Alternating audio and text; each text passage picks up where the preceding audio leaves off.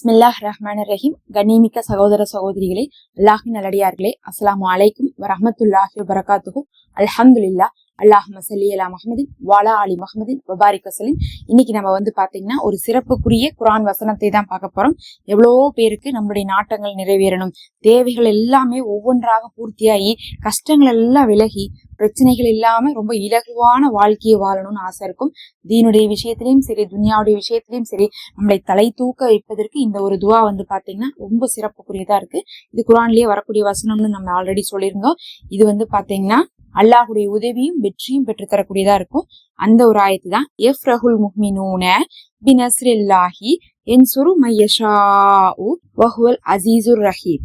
அப்படின்னா என்ன அர்த்தம்னா, அந்நாளில் முஃமின்கள் மகிழ்ச்சி அடைவார்கள், அல்லாஹுடைய உதவியை கொண்டு மகிழ்வார்கள், தன் நாடியவர்களுக்கு அவன் உதவி செய்வான், அவன் யாவற்றையும் மிகைத்தவனும் கிருபையுடையவனாக இருக்கிறான் அர்த்தம். இது சூரா 30 வரக்கூடிய 4வது 5வது வசனங்களாகும்.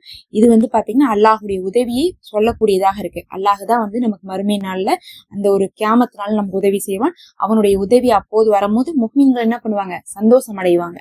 அல்லாஹ் அக்பர். அது மறுமையில மட்டும் கிடையாது, இந்த உலகத்திலையும் அப்படிதான். அல்லாஹ்விடத்துல இருந்து நம்ம தேவையை எதிர்பார்க்கும் போது, அல்லாஹுவின் மீது நம்பிக்கை வைத்திருக்கும் போது, அவனிடத்துல இபாதத் செய்யும் போது அவனுடைய உதவி நம்மளை தேடி வந்து கொண்டே இருக்கும்.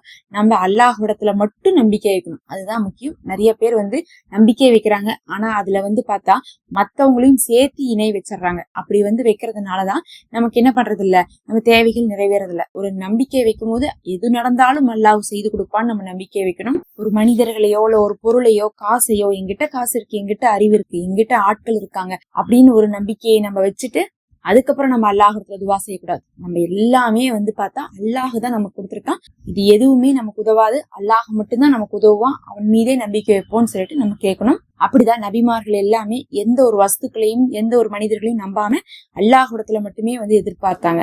இதை 40 முறை ஓதிக்கொள்ளுங்க. இது ஓதுறது மட்டும் இல்லாம இன்னும் ஒரு விஷயம் முக்கியமான, இன்னைக்கு நாள்ல பாத்தீங்கன்னா சுன்னத்துகளை கடைப்பிடிங்க. ஏன்னா ஜும்மாவுடைய நாள் ரொம்ப பாக்கியமான நாள்.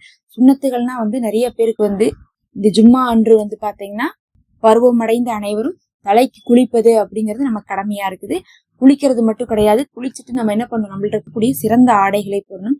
சிறந்த ஆடைகள் அப்படின்னு சொல்லிட்டு பாத்தீங்கன்னா வெள்ளை நிற ஆடைகள் அதுல ரொம்ப முதன்மையானதா இருக்கு. உங்கள்ட்ட வெள்ளை நிற ஆடை இருந்தா அதை நீங்க அணிந்து கொள்ளலாம். அதே மாதிரி ஆண்கள் என்ன பண்ணுனா, இந்த நாள்ல குத்பா உரையை கேட்கணும். நிறைய பேர் குத்பா உரையில கேட்கறதே இல்ல. தொழுகிறதுக்கு வரதே பாத்தீங்கன்னா கரெக்ட் டைமுக்கு போயிடுறாங்க. ஆனா இந்த நாள்ல பள்ளிவாசலுக்கு பாங்கு சொல்லிட்டாவே நம்ம பள்ளிவாசலை நோக்கி நடக்க ஆரம்பிச்சிடணும். நடந்து போவது ரொம்ப சிறப்பு. ஒவ்வொரு அடிக்கும் ஒவ்வொரு நன்மைகளும் அல்லாஹ் எழுதுறான். அதே மாதிரி நடந்து போய் குத்பாவுடைய உரையை அமைதியா பேசாம கேட்கணும்.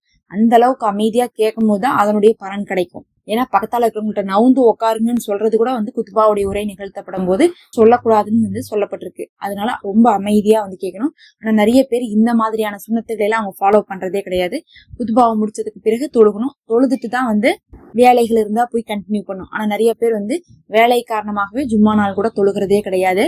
ஒவ்வொரு நாளைக்கும் ஒவ்வொரு சுன்னத்துகளும் இருக்கு, அதுல நமக்கு பரக்கத்தும் இருக்கு. அதை நம்ம கடைபிடித்தாவே அந்த நாளுடைய பரக்கத்து நமக்கு கிடைச்சிரும். இதை விட்டுட்டு நம்ம எவ்வளவுதான் அமல் செஞ்சாலும் அந்த நாளுடைய பரக்கத்தை நம்ம பெற முடியறது இல்ல. அல்லாஹ்வே போதுமானவன். அஸ்ஸலாமு அலைக்கும்.